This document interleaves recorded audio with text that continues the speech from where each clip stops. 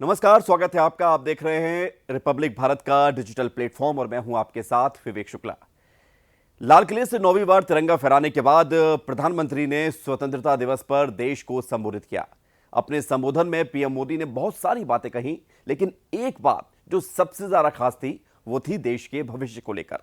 देश के विजन की बात थी। 2047 का भारत कैसा हो, आजादी की 100वीं वर्षगांठ जब हम मना रहे हों, उस वक्त भारत किस तस्वीर के साथ दिखे और अगले 25 सालों में भारत को किस दिशा में जाना है, इसको लेकर उन्होंने देश से आह्वान किया।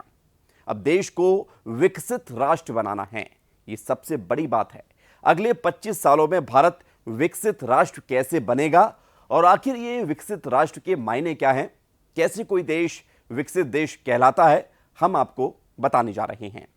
विकसित देश के लिए सबसे ज्यादा जरूरी किसी देश की आर्थिक व्यवस्था होती है। आर्थिक अवस्था भी इसे कहा जा सकता है कि उस देश की जीडीपी क्या है। आर्थिक सेहत का पता इसी जीडीपी से पता चलता है। अगर बात की जाए अमेरिका की, जो विकसित देश में आता है, और उसकी जीडीपी की अगर बात की जाए तो 23 ट्रिलियन डॉलर अमेरिका की जीडीपी है। भारत अभी जीडीपी के मामले में दुनिया में 7वें नंबर पर है और प्रधानमंत्री मोदी देश की इकोनॉमी 5 ट्रिलियन डॉलर करना चाहते हैं और इसको लेकर लगातार काम भी किया जा रहा है। अब बात करते हैं औद्योगिकीकरण की।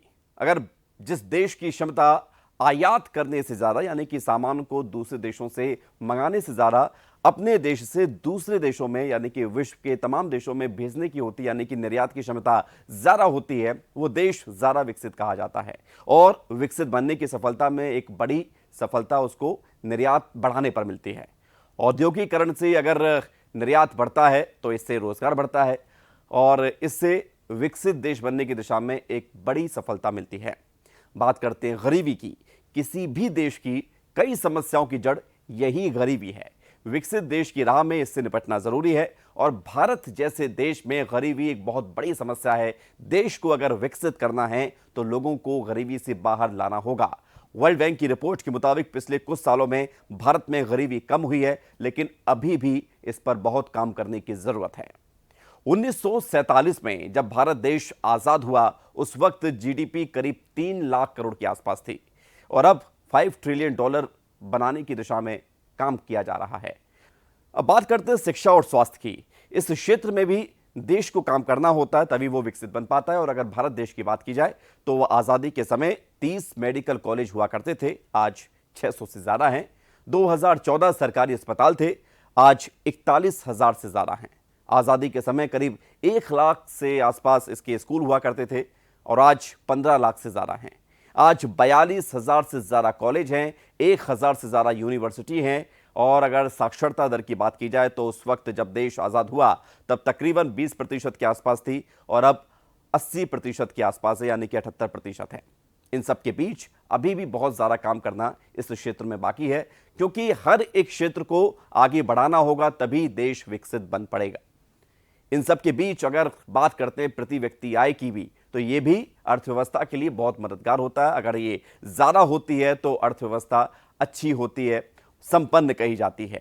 विकसित देश की अगर बात की जाए तो सालाना आय वहां के हर व्यक्ति की ज्यादा होती है। अगर भारत के परिलक्षण में ये बात की जाए तो भारत में अभी ये कम है। एशिया के सबसे अमीर लोग भारत के ही हों, ये बात अलग है, लेकिन भारत में अभी भी प्रति व्यक्ति आय बहुत कम है और इसको लेकर भी एक बड़े और कड़े कदम उठाने की ज़रूरत है। क्योंकि एक तबका ऐसा है जिसकी आय बहुत कम है, उसकी परचेसिंग पावर बहुत कम है, यानी कि क्रय शक्ति बहुत कम है।